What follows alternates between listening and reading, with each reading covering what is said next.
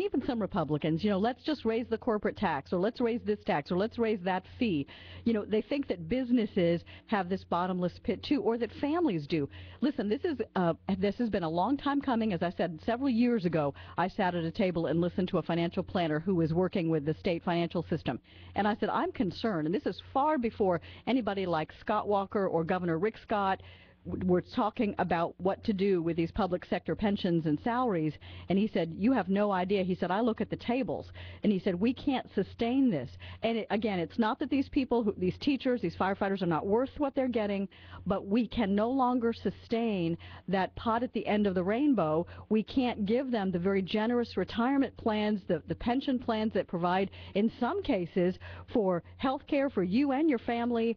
We can't do that anymore, and everybody is going to have to share in the sacrifice, and that means teachers and firefighters and police officers and civil service all across the board. There is just no other way around it. Paul, thanks for the call. Thank you. All right, have a great one. All right, let's hit Mike in Palm Coast. You've been waiting a long time. Mike, thanks so much. You're on the air. You don't think that we should just talk about teachers when it comes to the public sector, and I agree with you. No, you're right. And you know what? This thing's got me hopping, man. There's 2 points to this. One, we need to go with the equivalent of of the private sector. Okay, with my 401k, so the first part of this is my 401k, when my company does good, I get a bonus at the end of the year. And there's no negotiating. It's done. If we do good, I get a bonus. If I don't, and it goes to my 401k for retirement. Let's do that for public employees. Let's do that for all of them, firefighters and everybody. So when the coffers are over full because we've had a really good year, they can get a bonus and they can get really good benefits. They can get that added in. But we don't have to come back and renegotiate this every single year and have to worry about people whining and crying. That's point one. Point two, I treasure the service of our firefighters, our teachers, our police officers, all of our public sector employees. But you know what? The value of a firefighter and the value of a police officer and the value of a teacher are no different than the value of a doctor, a value of a nurse, the value of a mechanic that keeps the car safe so that there's people. To talk about the value of people like this, I think is, it's very arrogant in some ways, because every person has a value in society.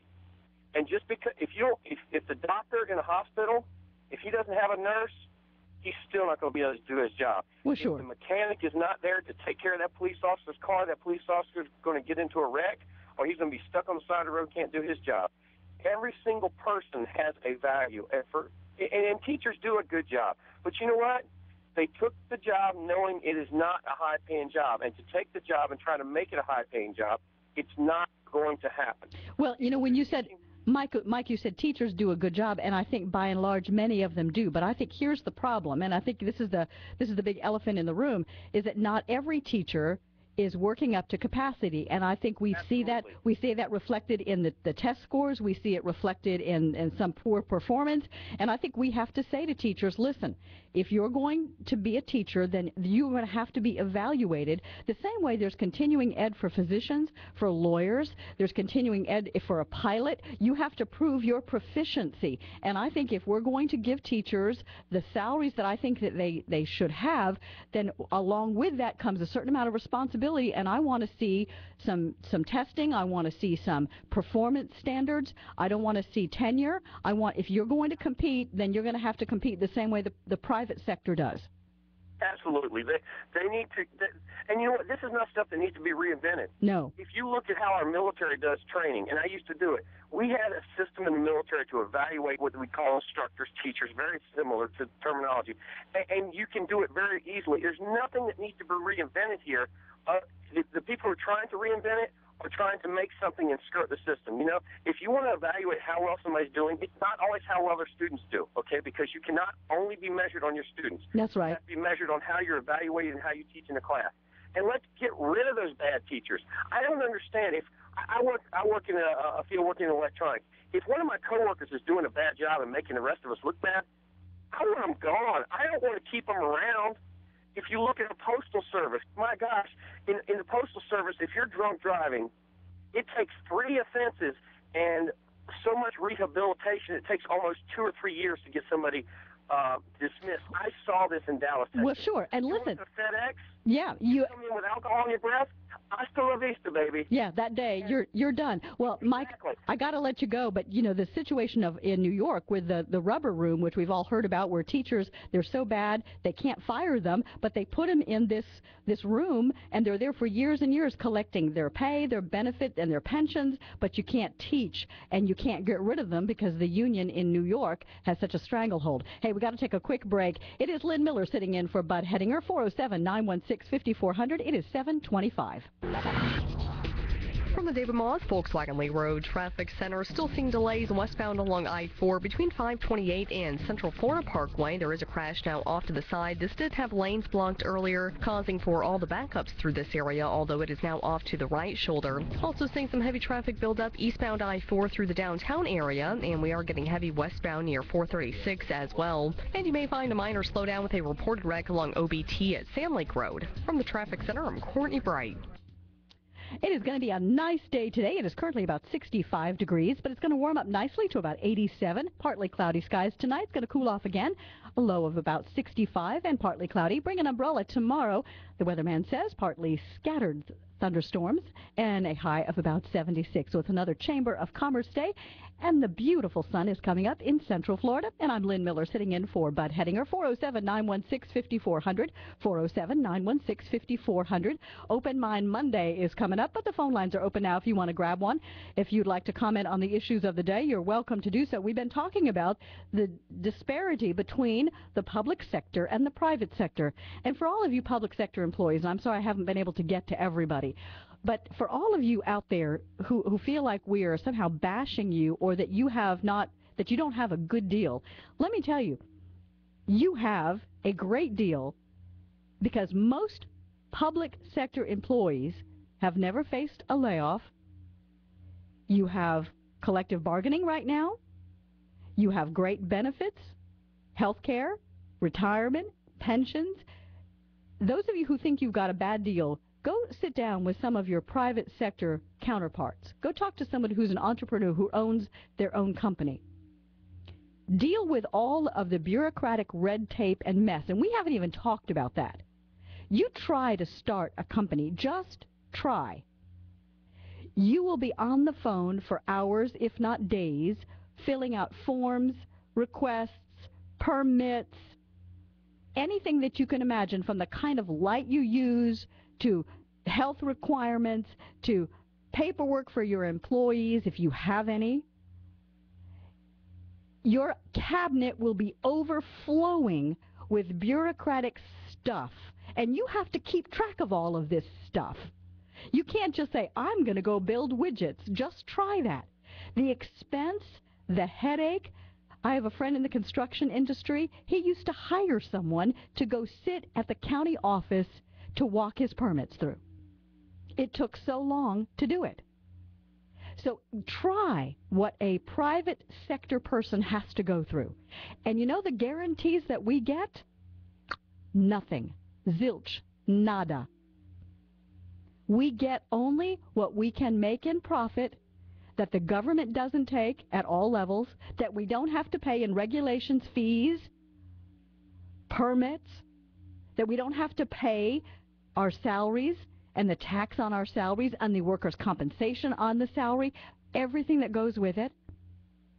And the guarantee that we get is only what we can make and what we can squirrel away, what the government doesn't take and you don't have to live on, and you can squirrel it away in some retirement account and maybe get a return someday if the stock market does well. Being an entrepreneur is not for the faint of heart. It's what I have chosen, and I wouldn't choose anything else. But for those of you who are public sector employees, think about the sacrifices that are being made by the people who are paying your salary. There is no paycheck on Friday. There's only a paycheck if you can sell that widget at a better price than anybody else. And that's not always possible. So that's just my take on it. Overtime for a break. 7:29. We'll take a quick break. We'll be back with more right after this. Just Brakes. How much are pads and shoes at Just Brakes? Just Brakes installs new pads and shoes on all four wheels for $99.88. Really? Including installation? Yes, ma'am. Just Brakes also machines, rotors, and drums and inspects your brake system for any other problems. Just Brakes installs pads and shoes on all four wheels and machines, rotors, and drums for just $99.88. Why do you do it, Just Brakes? At Just Brakes, we really offer good on most cars and light trucks. Additional repairs may be required at additional cost. $6 shop supply fee not included. Ford Service presents Mike Rowe talking about getting to work. No, that's wrong. Why don't you just tell us what you're talking about then? I'm talking about getting the works at a Ford dealership. Ah, the works is an oil change, tire rotation, multi-point inspection, and more. Just $29.95 or less after $10 rebate. See, now you're talking about the works. Well, with the works, there's a lot to talk about.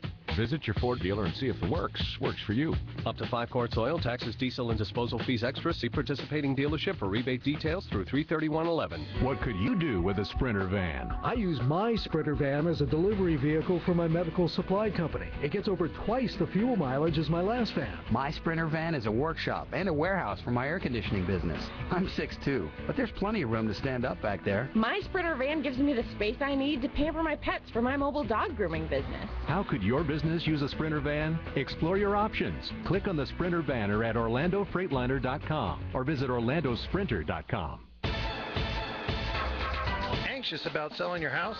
The Randall Group at Parkland International Realty will sell your house within 120 days or give you $1,000 cash.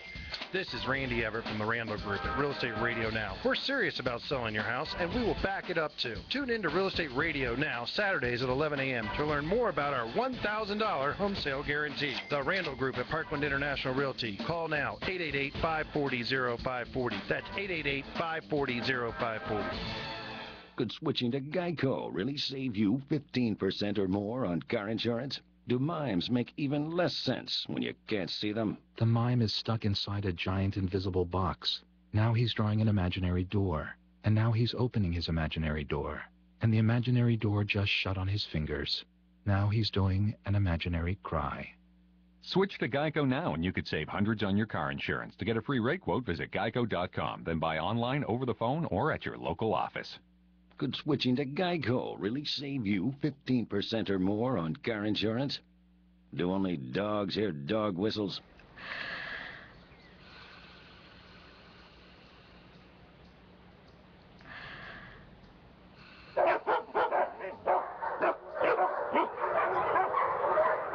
You can enjoy multi-car, safety feature, and good driver discounts when you switch to Geico. To get a free rate quote, visit geico.com. Then buy online, over the phone, or at your local office. Bud Henninger Live continues with news from the Fox Orlando News Center on 540 WFLA. It's 7:30. I'm Daryl Moody, 540 WFLA News. New State Senate President Mike Herodopoulos finished writing a book for Brevard Community College 4 years ago, earning $152,000 in taxpayer money for his efforts. But those who want to read Florida legislative history and processes will not find it in any bookstore or library. The single available copy of the 175-page double-spaced manuscript can only be read at the school. Administrators acknowledge that the 2003 arrangement negotiated by then-President Thomas Gamble was highly unusual and expensive. Herodopoulos was teaching at the school at the time. The book doesn't even come close to meeting the original contract's call for a textbook quality look at the historical development of Florida's state government. Republican leaders at the state capitol are split over a drug database. The prescription drug monitoring program was supposed to crack down on pill mills and prevent doctor shopping, but it's been stalled by legal battles over the contract.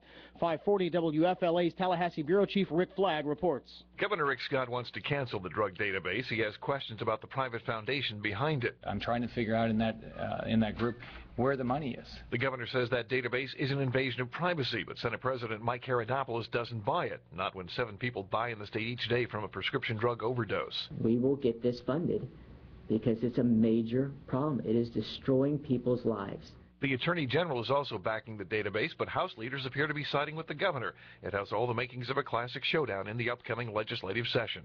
Rick Flagg, Tallahassee. 2 astronauts are getting ready for a spacewalk later today at the International Space Station. They will spend the afternoon moving a broken ammonia pump to a better location and installing an extension cable along with other chores. In sports, Gilbert Arenas ended a shooting slump with 4 threes and 16 points as the Magic caged the Charlotte Bobcats 100-86. 540 WFLA News Time, now 7:32. I'm Daryl Moody. Get these stories and more at 540WFLA.com. Coming up, more BHL. From the the David Moss Volkswagen Lee Road Traffic Center, seeing some slow traffic building up westbound along I-4 from the Lake Mary rest area into 436. Also still sluggish westbound near Central Florida Parkway. This all due to an earlier wreck. That's now off to the right shoulder. Starting to see some heavy traffic build up westbound along the 408 between the Greenway and Goldenrod. No delays reported so far this morning in either direction of 528.